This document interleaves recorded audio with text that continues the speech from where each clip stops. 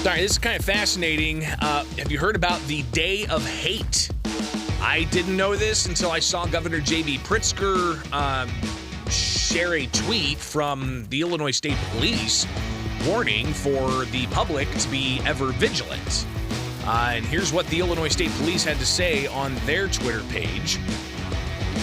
Illinois State Police alerting the public to be vigilant over the next several days after increased online domestic violent extremist messaging announced February 25th, 2023 as the, quote, National Day of Hate. Neo-Nazi anti-Semite groups are encouraging hate actions for this weekend. ISP urges heightened awareness in the coming days. If you see suspicious vehicle, circumstances, or individuals, call 911 immediately. The Illinois Statewide Terrorism and Intelligence Center has been in communication with community organizations and will continue to monitor all intelligence platforms. At this time, according to the statement from Illinois State Police, there is no information upon which to take action, but the public should be vigilant in the coming days and report suspicious and or illegal activity to local law enforcement. So interesting message. I've never heard of this. I haven't seen any kind of weird messages about saying a National Day of Hate.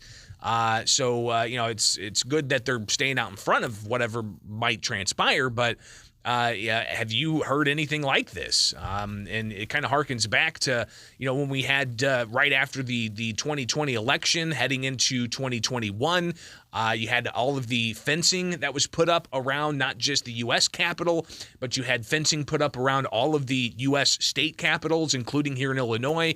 It was really bizarre to see the fencing around the state capitol with Illinois National Guard vehicles out on the streets in downtown Springfield surrounding the Capitol because they said they had some kind of threat that was being relayed from the intelligence communities.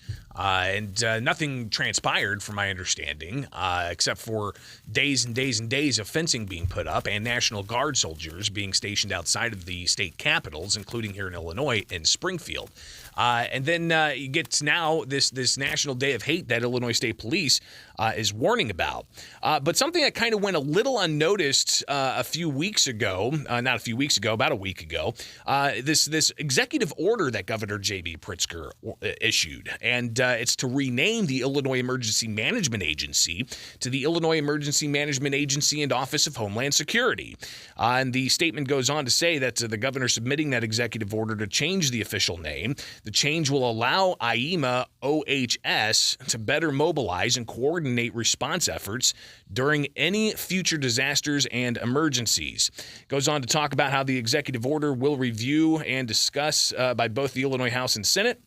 And it'll go into law 60 days after submission unless affirmatively disapproved by one of those chambers. The transition would be phased over the next 1 to 2 years, and when complete, will provide IEMA and OHS with administrative capabilities to help respond to disasters, threats, or emergencies more effectively. And you've got the statements from the governor and from the director of IEMA, Alicia Tate-Nadeau, saying that ultimately the name change recognizes the growing scope of emergency management and homeland security, which plays a critical role in coordinating statewide response for all local, county, and state federal agencies.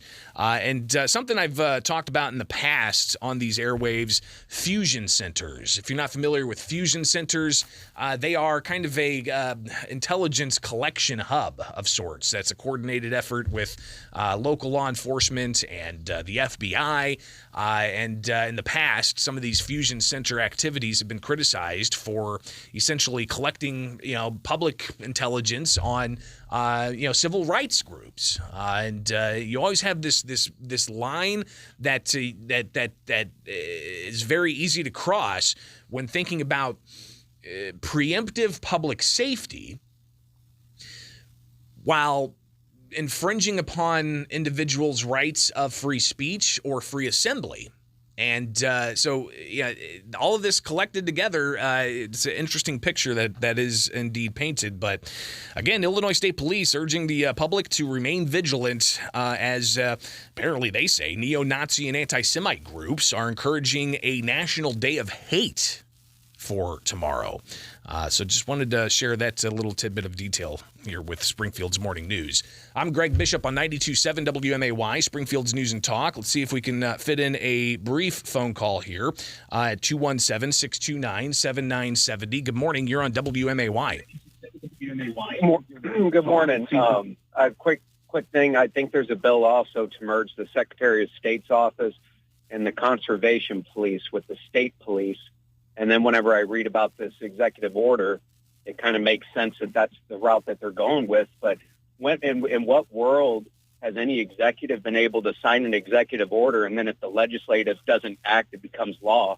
I've never known that in the separations of powers whenever I was taught civics, but maybe you can help me on that. Is there something special? Yeah, and IEMA is an executive agency. I'm not real 100% clear on if those executive agencies are created by the legislature or if the governor being in charge of these executive agencies like the Illinois Emergency Management Agency, like the Department of Public Health and Department of Human Services and Department on Aging and all of these different state executive agencies, there might be, and again, I'm not an expert on this, but I'm just thinking, having seen how this unfolds sometimes at the State House for the past 8 years, the governor has some authority on management of these executive agencies.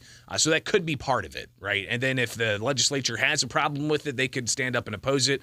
So I don't know the exact, legal process that takes, but that's what the governor's doing. He's got a Democrat-controlled legislature, and there's no pushback by them. Looks like that's going to go through and have the Illinois Emergency Management Agency with the Office of Homeland Security have some new capabilities. So, final thing, did you say Homeland Security is what's going to be added onto it? Office of Homeland Security. So, yeah, it'll be IEMA OHS, essentially. Isn't that currently the duties and responsibilities of the Conservation Police?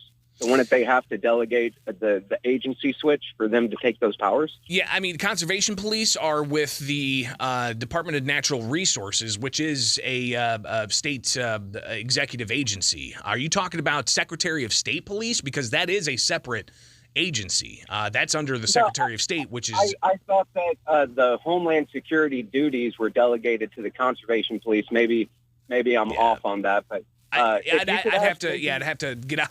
I'd have to get out the organization chart, right? If you could ask J.B. Pritzker one more question, why was the director of natural resources the only one that wasn't asked to return?